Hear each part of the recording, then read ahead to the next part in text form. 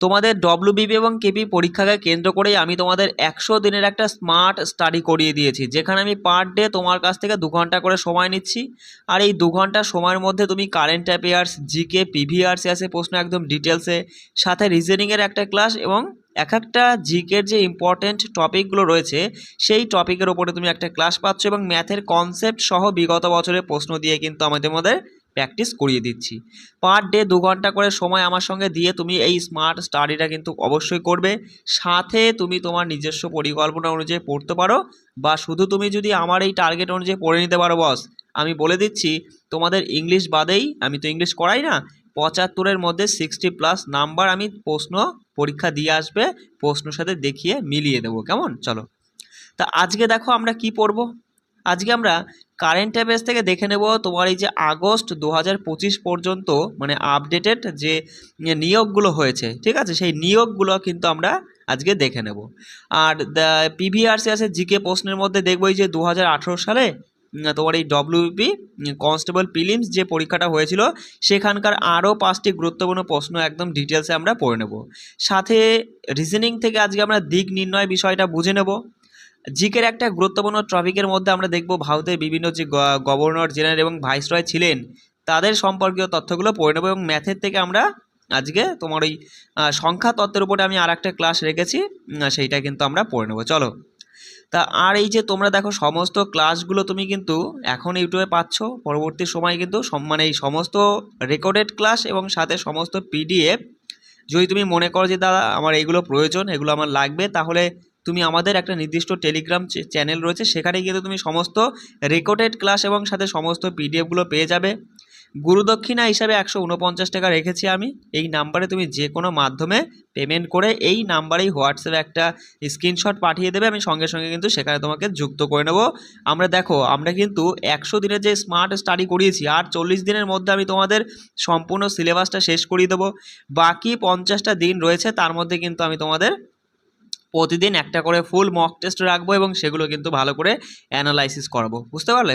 50 দিনে 50টা mock test রাখবে, আর এই 40 দিনের মধ্যে আমি ডবল করে ক্লাস দিয়েও কিন্তু তোমাদের পুরোপুরি সিলেবাসটা কমপ্লিট করিয়ে দেবো। কেমন? তোমাদের বলেই দিয়েছি যে জিকে নিয়ে বেশি চিন্তা করো না, আমি তোমাদের যে ক্লাসগুলো করাচ্ছি দেখো এক্সট্রা করে আমি তোমাদের কারেন্ট অ্যাফেয়ার্স তুলে করিয়ে দিচ্ছি। সাথে এই যে বিগত বছরে যে প্রশ্নপত্রগুলো হয়েছিল ডব্লিউবিপি কেপি পরীক্ষায়, মানে প্রিলিমস এবং এসআই মেন্স যাই বলো না কেন, সেই সমস্ত প্রশ্নগুলোই আমি তোমাদের এক্সট্রা ডিটেলসে, মানে যে প্রশ্ন এসছে তার সাথে সেই রকম আর কি ধরনের তথ্য রয়েছে সেগুলো দিয়ে আমি এক্সট্রা করে বুঝিয়ে দিচ্ছি।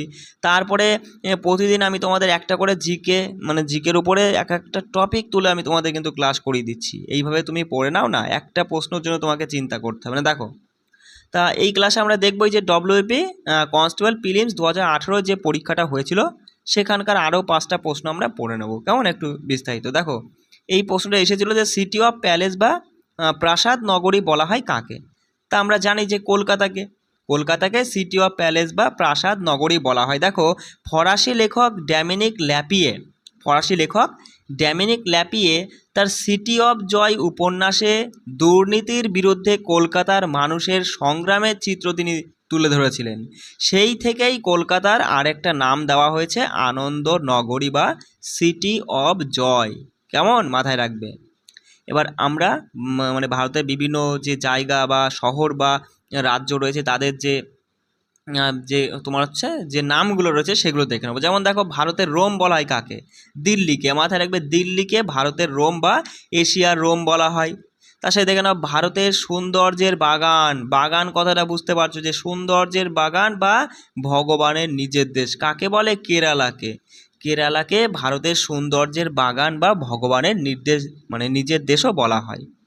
উদ্যান নগরী ও উদ্যান নগরী ও ফুলের চাষের জন্য বিখ্যাত কোনটা? কাশ্মীর। মাথায় রাখবে, কাশ্মীর হচ্ছে উদ্যান নগরী বা ফুলের চাষের জন্য বিখ্যাত। এবং সাথে কেশরের শহরও বলা হয়, কাশ্মীরকে কেশরের শহরও বলা হয়। বলছে ভারতের ধানের বাটি বা এশিয়ার ডিমের ঝুড়ি কোনটি? অন্ধ্রপ্রদেশকে ভারতের ধানের বাটি বা এশিয়ার ডিমের ঝুড়ি বলা হয়। আর পাঞ্জাবকে কি বলে? পাঞ্জাবকে ভারতের শস্যাগার বা রুটির ঝুড়ি বলা হয়। বলো তো দক্ষিণ ভারতের শস্যাগার বলা হয় কাকে? থাঞ্জাভুরকে। মাথায় রাখবে, তামিলনাড়ু রাজ্যের থাঞ্জাভুর শহরকে দক্ষিণ ভারতের শস্যাগার বলা হয়। আচ্ছা, ভারতের যমজ শহরগুলো দেখে নাও, এর উপর কিন্তু প্রশ্ন আসে, দিয়ে দেবে নিম্নলিখিত কোনটি যমজ শহর নয়। তা আমরা দেখে নেব ভারতের যমজ শহরগুলো, যেমন কলকাতা, হাওড়া, এটা কিন্তু একটা যমজ শহর। দুর্গাপুর, আসানসোল, যমজ শহর। হায়দ্রাবাদ, সেকেন্দ্রাবাদ, এটাও কিন্তু যমজ শহর। দিল্লি, নয়ডা, কটক, ভুবনেশ্বর, এটা মাথায় রাখবে যে কলকাতা, হাওড়া যমজ শহর, দুর্গাপুর, আসানসোল যমজ শহর, হায়দ্রাবাদ, সেকেন্দ্রাবাদ যমজ শহর, দিল্লি, নয়ডা যমজ শহর, কটক এবং ভুবনেশ্বর যমজ শহর। বুঝতে পারলে? দেখো, ভারতের হীরের শহর বলা হয় কাকে? হিরে। বুঝতেই পারছো, সুরাট হয়ে যাবে আমাদের সঠিক উত্তর, তাই না? সুরাটকে ভারতের হীরের শহর বলা হয়, যেটা তাপ্তি নদীর তীরে অবস্থিত। সুরাট কোন নদীর তীরে? তাপ্তি নদীর তীরে, মাথায় রাখবে।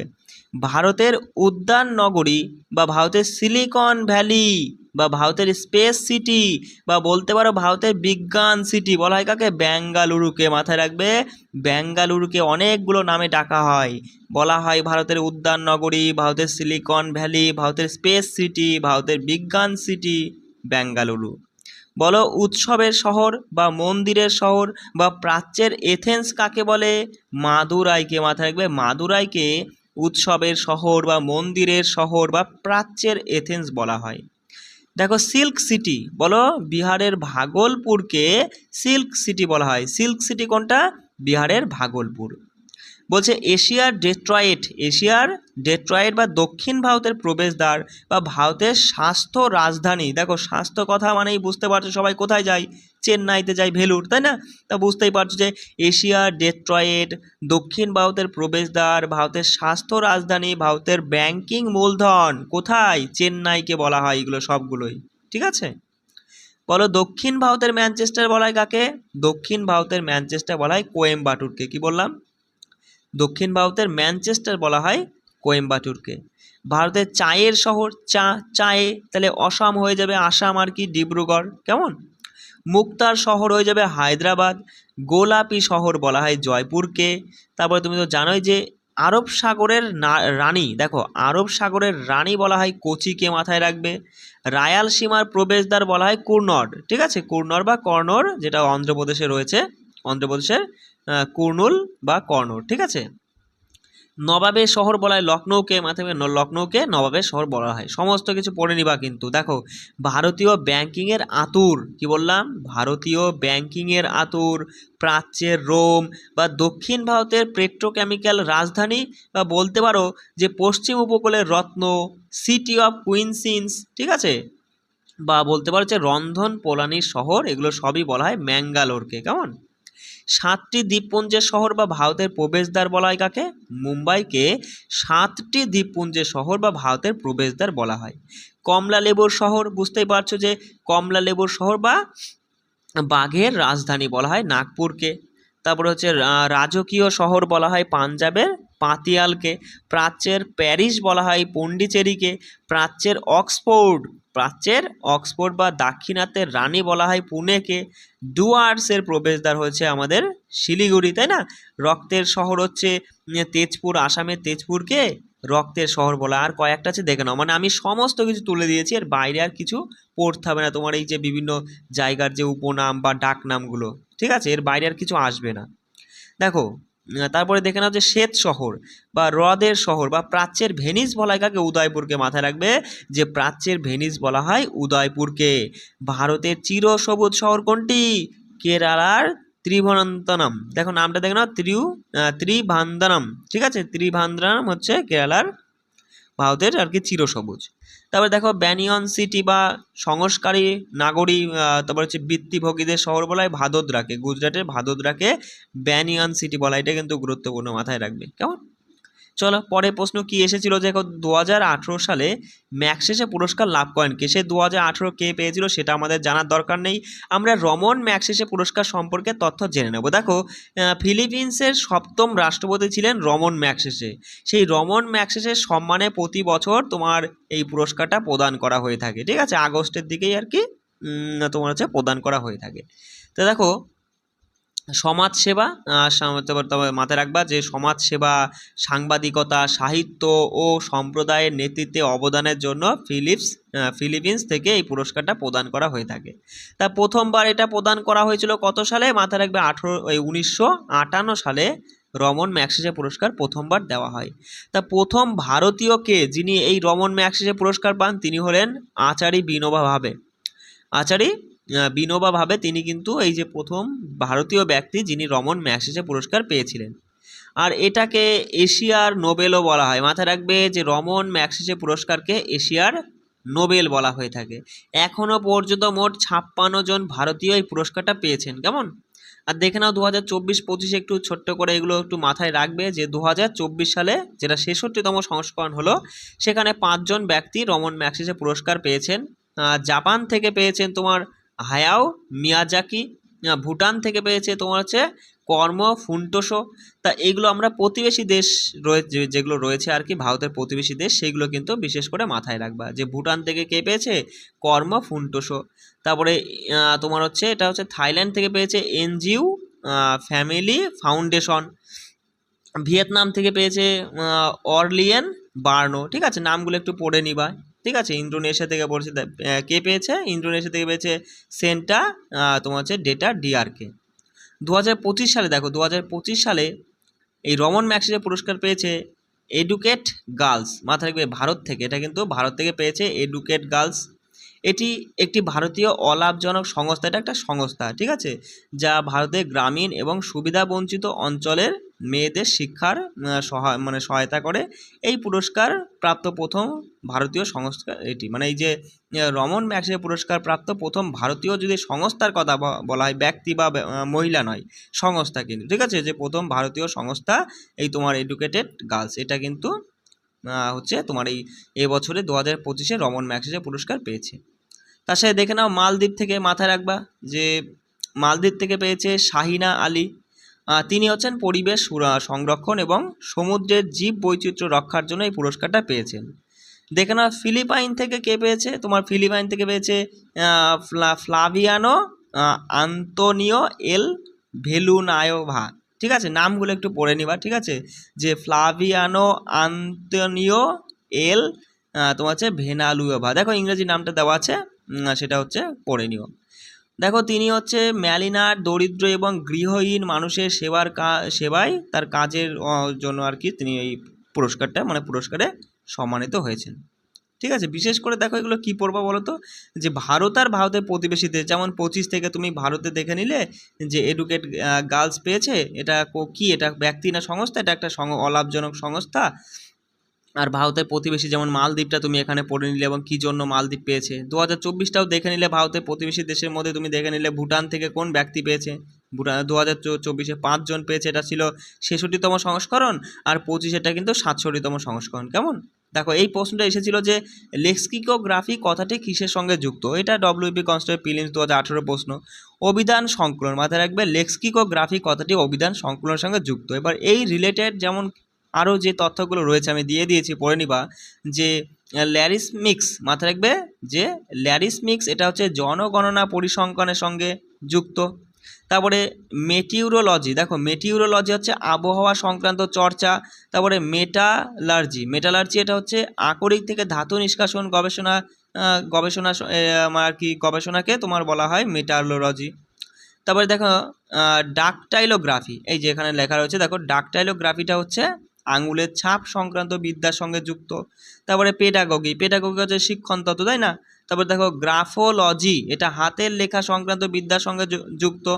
ক্রিপ্টোগ্রাফি হচ্ছে গোপন লিপি বা সংকেত লিপি বিদ্যার সঙ্গে যুক্ত। কেমন? দেখো ক্রায়োজেনিক্সটা হচ্ছে অতি নিম্ন তাপমাত্রা উৎপাদন সংক্রান্ত বিদ্যার সঙ্গে যুক্ত। আকুপাংচার, সূচ দিয়ে চিকিৎসা সংক্রান্ত বিদ্যা, গুরুত্বপূর্ণ, সূচ দিয়ে চিকিৎসা সংক্রান্ত বিদ্যাকে আকুপাংচার বলা হয়। ডিপ্লোমেট্রিক্স, এটা হচ্ছে আদি পুঁথি থেকে তথ্য উদ্ধারকরণকে তোমার এই ডিপ্লোমেট্রিক্স বলা হয়। এগুলো পড়ে নিবা। দেখো এই প্রশ্নটা এসেছিল যে কাপড় কাচা সোডা হলো ড্যাশ। তা কাপড় কাচা সোডাকে কি বলা হয়? হাইড্রেটেড সোডিয়াম কার্বনেট, তাই না? বা বলতে পারো সোডিয়াম কার্বনেট ডেকাহাইড্রেট। ঠিক আছে, তাই কাপড় কাচা সোডা একে স্যাল সোডাও বলা হয়, সাবান তৈরিতে ব্যবহৃত হয়। দেখো বেকিং পাউডার বা খাবার সোডার রাসায়নিক নাম কি? Sodium bicarbonate, NaHCO3। কেমন? পাউরুটি শিল্পে বিকারক হিসাবে ব্যবহৃত হয়, তাই না? মার্স গ্যাস বা মিথেনের সংকেতটা গুরুত্বপূর্ণ, CH4 জ্বালানি হিসাবে ব্যবহার করা হয়। রুজ হচ্ছে ফেরিক অক্সাইড, Fe2O3, ঠিক আছে, এটা হচ্ছে সাবানের অলঙ্কার আর কি হচ্ছে সাবান বলছে, সরি, সোনার অলঙ্কার পরিষ্কার করতে এটি ব্যবহৃত, ঠিক আছে। ওলিয়াম কি? ওলিয়াম দাদা ধূমায়মান সালফিউরিক অ্যাসিড, ঠিক আছে, যেটা তোমার ওই যে সালফিউরিক, এটা হচ্ছে ধূমায়মান সালফিউরিক অ্যাসিড, তো তোমার সালফিউরিক অ্যাসিড প্রস্তুতিতে কিন্তু এটা ব্যবহৃত হয়।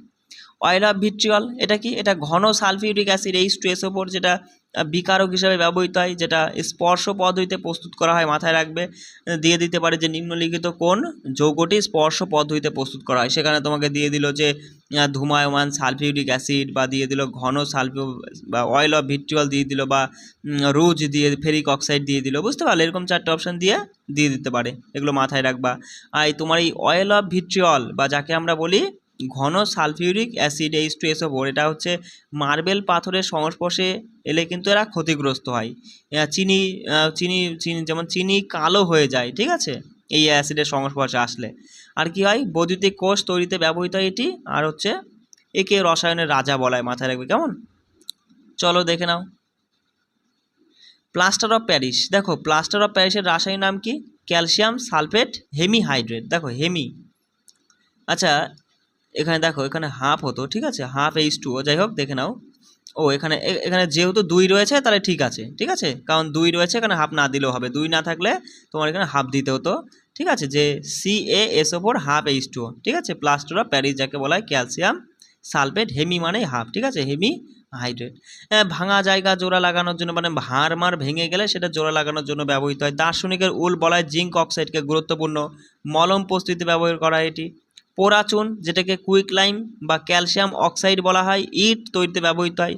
কুইক সিলভার, পারদকে বলা হয় কুইক সিলভার, যেটা থার্মোমিটারের আর কি থার্মোমিটার তৈরিতে ব্যবহৃত হয়, কেমন? দেখো অ্যামাল বা ফিটকিরি, যেটা পটাশিয়াম অ্যালুমিনিয়াম সালফেট, কেমন? সংকেতটা দেখে নিও একটু, যে পটাশিয়াম অ্যালুমিনিয়াম সালফেট, যেটা অ্যালাম বা ফিটকিরি বলা হয়, জল বিশুদ্ধকরণের জন্য ব্যবহৃত হয়। বোরক্স হচ্ছে সোডিয়াম টেট্রা বোরেট ডেকাহাইড্রেট, কেমন? অ্যান্টিসেপটিক হিসাবে ব্যবহৃত হয়। ব্লিচিং পাউডার, যেটা ক্যালসিয়াম অক্সিক্লোরাইড, তাই না, সংকেতটা CaOCl2, এখানে 2 দিলে পরে সিএলটা না দিলেও হবে, মানে এই সংকেতটাও তুমি দেখে নিও, এরকমভাবেও কিন্তু অপশনে দিতে পারে যে ব্লিচিং পাউডার রাসায়নিক সংকেত কি, যেটা কীটনাশক এবং জীবাণুনাশক ও ক্লোরোফর্ম প্রস্তুতিতে ব্যবহৃত হয়। চলো দেখো, এই প্রশ্নটা এসেছিল, এটাও WB কনস্টেবল প্রিলিমস 2018 প্রশ্ন, যে যোজনা কমিশনের পরিবর্তে নিম্নের কোন কাজটা করা হয়? নীতি আয়োগ করা হয়, তাই না। দেখো যোজনা বা পরিকল্পনা কমিশন, এটি 1950 সালে 15ই মার্চ গঠন করা হয়েছিল। উদ্দেশ্য কী ছিল? যে ভারতের পঞ্চবার্ষিকী পরিকল্পনা প্রণয়ন করা। প্রতিষ্ঠাতা ছিলেন জওহরলাল নেহরু, আর এর সদর দপ্তর ছিল নতুন দিল্লি। তা দেখো 2014 সালে 13ই আগস্ট প্রধানমন্ত্রী নরেন্দ্র মোদী এই কমিশন ভেঙে দেয়, আর ভেঙে দিয়ে এর পরিবর্তে কী আনেন? তিনি 2015 সালে 1 জানুয়ারি এর পরিবর্তে নীতি আয়োগটা গঠন করেন, মাথায় রাখবে। তা নীতি আয়োগের পুরো কথাটা কি গুরুত্বপূর্ণ? এই নীতি পুরো কথা হচ্ছে national institution for transforming India. এটা প্রতিষ্ঠিত হয় 1 জানুয়ারি 2015 সালে। এটি একটি সাংবিধানিক সংস্থা, মাথায় রাখবে, এটা একটি অসাংবিধানিক সংস্থা। তা নীতি আয়োগের অধ্যক্ষ মানে হচ্ছেন কে? যিনি নীতি আয়োগের অধ্যক্ষ হন বর্তমানে, মানে যিনি প্রধানমন্ত্রী থাকেন তিনিই কিন্তু নীতি আয়োগের অধ্যক্ষ হন, যেমন ভারতের প্রধানমন্ত্রী নরেন্দ্র মোদী রয়েছেন আর কি বর্তমানে। আর উপাধ্যক্ষ, দেখো উপাধ্যক্ষ প্রধানমন্ত্রী দ্বারা নিযুক্ত হয়, আর প্রথম উপাধ্যক্ষ কে ছিলেন? অরবিন্দ পানাগড়িয়া, গুরুত্বপূর্ণ। বর্তমানে রয়েছেন সুমন কে বেরি। প্রথম সিইও ছিলেন সিন্ধুশ্রী খুররার, এটা কিন্তু গুরুত্বপূর্ণ, যে প্রথম নীতি আয়োগের প্রথম সিইও কে ছিল? সিন্ধুশ্রী খুররার। আর বর্তমানে সিইও রয়েছেন BVR সুব্রাহ্মণ্যম, আজকেই আমরা পড়ে নিয়েছি কারেন্ট অ্যাফেয়ার্সে, তাই না। নীতি আয়োগের বর্তমানে পূর্ণকালীন হচ্ছে সদস্য সংখ্যা 2 জন, কেমন? মাথায় রাখবে যে নীতি আয়োগের বর্তমানে পূর্ণকালীন সদস্য সংখ্যা হচ্ছে 2 জন। সদর দপ্তর কোথায় রয়েছে? নিউ দিল্লিতে রয়েছে। আর নীতি আয়োগ কেন্দ্র এবং রাজ্য উভয় স্তরের আর কি স্তরে একটি থিঙ্ক ট্যাঙ্ক, মাথায় রাখবে, থিঙ্ক ট্যাঙ্ক হিসেবে কাজ করে, এটা কিন্তু গুরুত্বপূর্ণ, ভালো তথ্য, কেমন? চলো তাহলে এই ছিল তোমাদের 5টি প্রশ্ন। আমরা 5টি দেখো 5টা করে কিন্তু এইভাবে আমরা ডিটেলসে সমস্ত তথ্যগুলো পড়ে নেবো। আমি কিন্তু রিপিটেড প্রশ্নগুলো পরবর্তী সময়ে বাদ দিয়ে দেবো, যেগুলো রিপিট হয়েছে সেই তথ্য তো আমরা পড়বো না, তাই না। এইভাবে পড়লে পরে তোমাদের কিন্তু এই আর যে মোটামুটি 90টা দিন মতো রয়েছে তার মধ্যে কিন্তু কমপ্লিট হয়ে যাবে। এগুলো আমি চালিয়েই যাব। আর সিলেবাসটা তোমাদের শেষ করিয়ে দেবো 40 দিনের মধ্যে। তারপরে আমি তোমাদের একটা করে ফুল মক টেস্ট রাখবো। সবাই ঠিক করে পড়ে নাও, কোনো চিন্তা ভাবনা করতে হবে না, কেমন? আমি তো রয়েছি তোমাদের সাথে। চলো রাখছি, সবাই ভালো করে পড়বে। জয় হিন্দ।